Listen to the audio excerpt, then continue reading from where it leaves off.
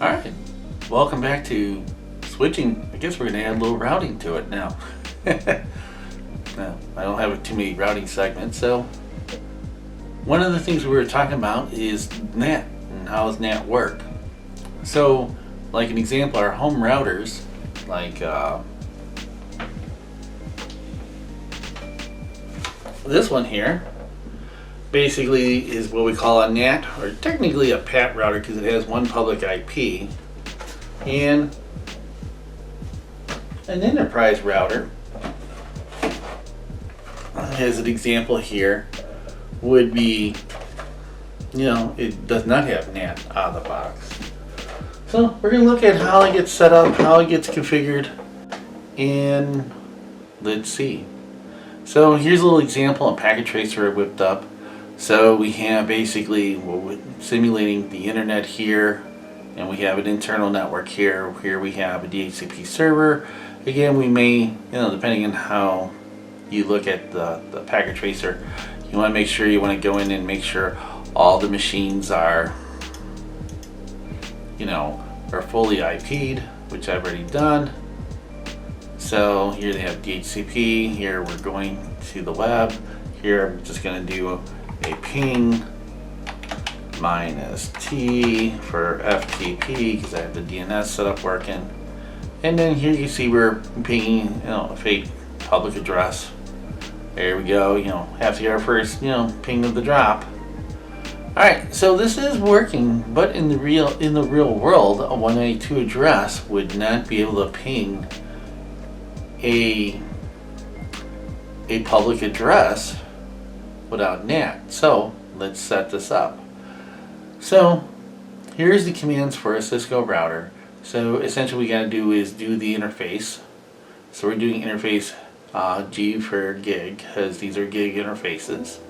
And then we're telling the router which interface is the inside, which one is the outside. So in this particular case, r/0 is the inside, r/01 or /1 is on the outside. So there you can see we're NATing from the inside, NATing from the outside. I got a little exit so we can go into, because we don't want to be in the interface mode, we will then creating our access list. So there's a couple parts. So essentially it's like 4 parts to make a PAT sort of a thing, because we are still using one public address and we're using port numbers.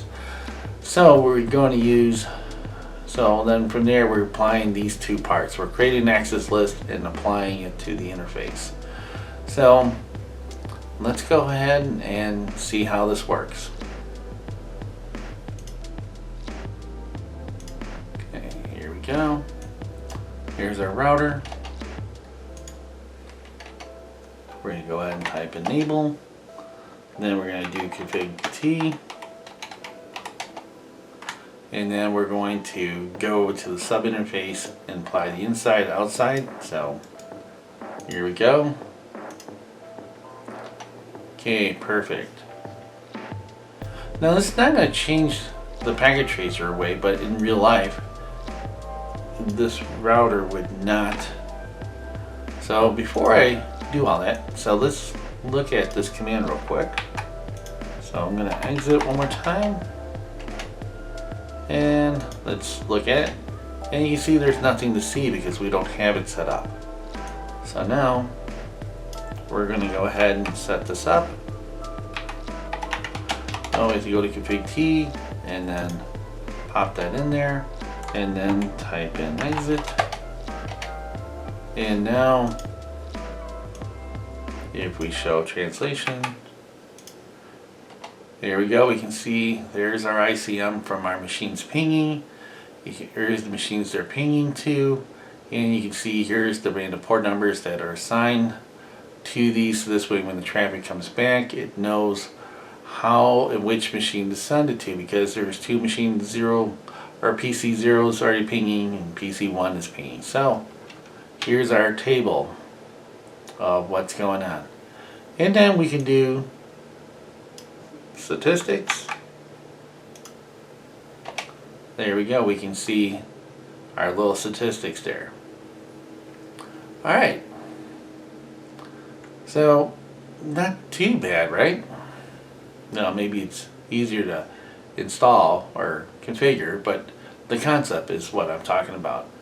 So essentially, NAT does, it takes our WAN public interface or a group of public addresses, and it assigns it to our incoming our inside traffic going out.